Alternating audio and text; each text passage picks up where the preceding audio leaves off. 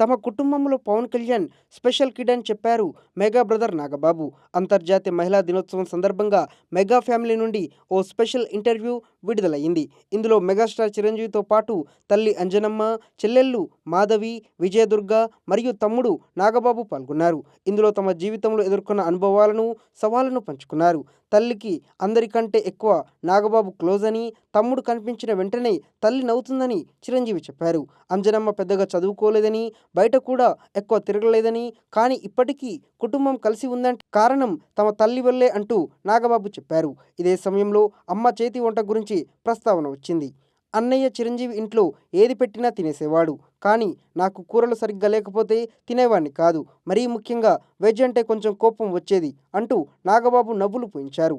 మరోవైపు పవన్ మాత్రం మంచి కూరలు ఉంటే తినేవాడు. కానీ నచ్చని వంటకం ఉంటే మాత్రం నిశ్శబ్దంగా అక్కడి నుండి వెళ్ళిపోయేవాడు అంటూ చిన్ననాటి జ్ఞాపకాలను నాగబాబు గుర్తు చేసుకున్నారు. పవన్ కళ్యాణ్ ఇంట్లో వంటపై నిశ్శబ్ద నిరసన తెలియజేసేవాడని నాగబాబు చెప్పారు.